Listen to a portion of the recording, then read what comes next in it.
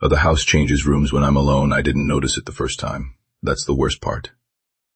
If something crashes or a door slams, you know something's wrong. Your brain lights up. Your body reacts. But this was subtle, quiet, polite. The hallway was just longer. And I told myself I was tired.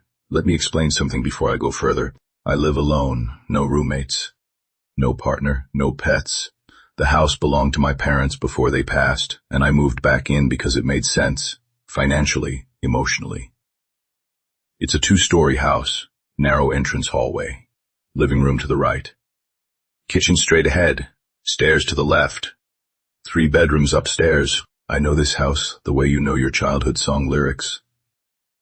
I can walk it in the dark without thinking. That's why I know it's changing, and I know it only happens when I'm alone. The first time I felt it, I had just come home from work, dropped my keys in the ceramic bowl near the door, same spot they've always been. Took off my shoes, walked down the hallway toward the kitchen. Halfway there, I slowed down. Something felt stretched. The hallway should take maybe 6 seconds to walk through. That day it took 10. I remember counting without meaning to. 1, 2, 3. It kept going. I stopped in the middle, looked back. The front door looked farther away than it should have been. Not dramatically, just enough to make my stomach tighten. I blinked. It was normal again. 6 seconds to the kitchen. I laughed at myself. Stress, lack of sleep, grief does strange things. I didn't think about it again. Not that night. It started happening more often after that. Small things. The bathroom light switched slightly higher than usual. The living room couch angled differently. A painting I grew up staring at suddenly. Unfamiliar, same frame, same subject, but the woman in the portrait looked like she was facing a different direction. Every time I noticed something, I'd check my phone. No messages, no missed calls. No one had been inside. And here's the thing, it never happened when someone else was around. I tested that. I invited my friend Daniel over for dinner one night. While he was there, everything was perfectly normal. Hallways the right length, doors in the right places. The stairs creaked exactly where they've always creaked. The moment he left, though, the stairs didn't creak, not at all. I stopped halfway up, that 3rd step, the one that always makes that dry, wooden groan. It was silent. I stepped on it again. Nothing. The silence felt wrong, like the house was holding its breath. I went to bed with all the lights on. That's when the real changes began. Not subtle, not polite. Deliberate. I woke up around 2:13 a.m. I remember the time clearly because I checked it 3 times. There was a sound downstairs. Not a crash. Not footsteps. More like furniture sliding across hardwood. Slowly, deliberately. I lay there frozen. The sound dragged across the floor, paused, then dragged again, like someone rearranging the living room. I grabbed my phone and turned on the flashlight. The beam shook in my hand as I opened my bedroom door. The hallway upstairs looked the same, that narrow stretch of carpet leading to the bathroom and the 2 spare bedrooms. I stepped out. It felt shorter. Not longer this time. Shorter 3 steps, and I was at the bathroom door. That's not possible. It should be 7. I stood there breathing hard. Then I heard it again. Scraping directly below me, I walked to the top of the stairs, shined the light down. The living room looked different. The couch was against the opposite wall. The coffee table was rotated 90 degrees. The bookshelf, the heavy oak one my dad built, was gone. Just gone. The space where it should have been was empty. I didn't go downstairs. I couldn't. I closed the bedroom door and pushed my dresser against it. And I stayed awake until sunrise. When morning came, I forced myself to look. The living room was normal. Bookshelf back in place. Couch where it's always been. Coffee table aligned with the rug. Nothing out of place. Except the rug, it had a stain on it. Dark. Irregular. Like something had soaked into it. I knelt down, touched it. It was dry. But it hadn't been there before. I know because my mother would never have allowed a stain like that. She was obsessive about cleanliness. I scrubbed at it. It didn't fade. It looked deeper, like it wasn't on the rug, like it was beneath it. I started documenting everything, photos, measurements, notes. I measured the hallway, 18 feet. 4 inches. Measured the distance from the couch to the television. Counted the steps between rooms. The next day, the hallway was 19 feet. No renovations, no structural changes, just longer. I measured again. 18 feet, 4 inches. I checked the tape measure. It wasn't broken. I checked the floorboards. They felt uneven under my feet.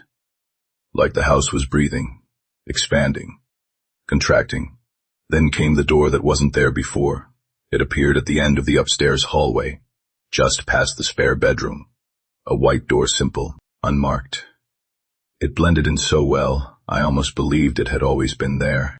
But there is no fourth room upstairs. There never has been. I stood in front of it for a long time. My hand hovered over the knob. It felt colder than the other doors, like metal left outside in winter. I didn't open it that day. I told myself I was hallucinating. Stress-induced spatial distortion. That's what I Googled. Apparently grief can warp perception. I clung to that explanation until the house proved it wasn't perception. Because the next time it changed, it trapped me. I came home late, the sky already dark. As soon as I stepped inside, I knew something was wrong. The air smelled different. Like damp soil, the hallway stretched in front of me. Impossibly long. Not 18 feet. Not 19. More like 40. The front door behind me shut on its own. Not slammed. Closed softly. I ran to it. The handle wouldn't turn. It wasn't locked, it just didn't move. I turned back. The hallway lights flickered, one by one, leading toward the kitchen, like it was inviting me forward or hurting me. I didn't want to walk down that hallway, but the air behind me felt heavier, harder to breathe. So, I walked. Each step felt swallowed by carpet that seemed too thick. The walls felt closer. Even though the hallway was longer, my footsteps didn't echo. They were absorbed. Like the house didn't want to make noise. Halfway down, doors appeared along the walls. Doors that don't exist. 4 on the left, 3 on the right, all identical. I reached out to touch one. The wood felt warm, alive. The doorknob twitched under my fingers, like something on the other side had just grabbed it. I pulled my hand back, and one of the doors opened, slowly. No creak. Just a widening crack of darkness. Inside was my childhood bedroom. Not the spare bedroom upstairs. The one from when I was 8, from before we renovated. The wallpaper with faded blue clouds, the small wooden desk, the cracked glow in the dark stars on the ceiling and in the bed. Samoan was lying there. Under the blanket. The shape too small to be an adult. I stepped closer. The hallway behind me stretched further. When I reached the doorway, the shape under the blanket moved. It turned its head toward me. I couldn't see a face. Just a depression in the pillow. And then it spoke, in my voice. Why did you leave me here? The door slammed shut. All the other doors vanished. The hallway snapped back to normal length. I was standing at the kitchen entrance alone. Breathing so hard my chest hurt. That's when I realized something. The house wasn't just changing, it was remembering. My parents died in this house. Car accident, technically. But my father survived the crash. He came home. He was different, quieter. He stopped sleeping in the bedroom he shared with my mother, started sleeping in the living room, moved furniture around constantly. Said the rooms felt wrong, said the house didn't match what he remembered. I thought it was grief, or guilt. 2 weeks later, he shot himself in the living room. On that rug, in front of the bookshelf that sometimes disappears, the stain, the dark irregular stain, it wasn't beneath the rug, it was inside it. After his death, I left. I couldn't stay. I built a life somewhere else, but years later I came back because I thought time had softened things. Because I thought houses were just structures, wood and nails and drywall. I was wrong. Bess. The door at the end of the hallway opened on its own 3 nights later. I hadn't touched it. It just stood open when I came upstairs. Inside wasn't a bedroom. It was the living room. But not as it is now. As it was that night. Furniture pushed back. Lamp knocked over. My father sitting in the armchair. Gun in his hand, he looked up at me, not shocked, not surprised, just tired. "You came back," he said. I stepped inside the room, and the hallway behind me disappeared. The walls shifted. The door closed. I was inside the memory. The air smelled like gunpowder. I tried to speak. Nothing came out. He watched me like he could see me, like I wasn't just an observer. "You shouldn't have left," he said. The gun lifted. But it wasn't pointed at him. It was pointed at me. I stumbled backward. The room tilted. The bookshelf slid across the wall. The couch rotated. The rug rippled under my feet like liquid. And then the gunshot exploded. Everything went black. I woke up on the living room floor. Morning light pouring in, no gun. No father, just the stain. Darker now, wider. Like it had spread overnight. The house doesn't just change rooms. It rearranges guilt. It reconstructs memory. It builds spaces that shouldn't exist and traps me inside them. And I think I finally understand why it only happens when I'm alone.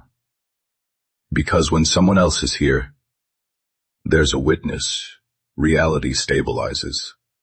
The house behaves, but when it's just me, the walls don't have to pretend.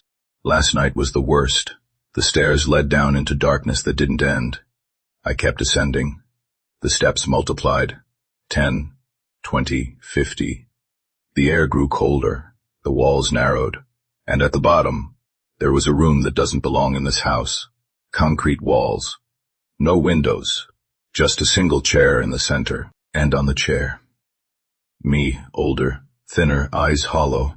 He looked up slowly. "You never left," he said. "You just moved deeper." Behind him, the walls began shifting, rooms folding into rooms, hallways threading through ceilings, doors opening into staircases that led nowhere. The house wasn't changing randomly. It was building inward, layer after layer, like a labyrinth designed around one person, me. The older version stood up, walked past me, whispered in my ear. "You are the only room that never moves." The concrete cracked.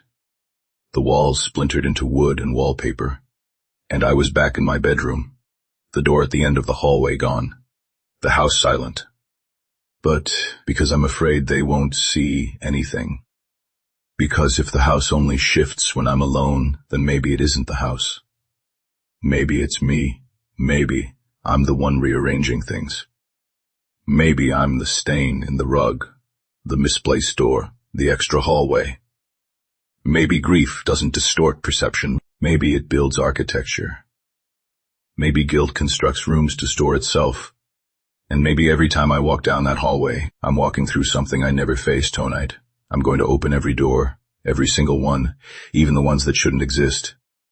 If the house wants to rearrange itself, fine, I'll walk it. I'll map it. I'll reach the center. Because there has to be a center, there has to be a room where this stops. Where it makes sense, where I can stand and say, "This is the truth. This is what happened if I don't come back from that room." If the hallway stretches too far, if the stairs descend too deep, then maybe that's what the house has wanted all along. Not to scare me, not to haunt me, but to keep me, to fold me into its structure, to make me part of the floor plan, another memory embedded in wood and carpet. Another stain that won't wash out. If you ever walk into a house that feels slightly wrong, count your steps. Notice the doors, listen for the stairs. And if a room appears that wasn't there before, don't open it, because once you step inside, you might realize it was always there, waiting, and you were the one who moved.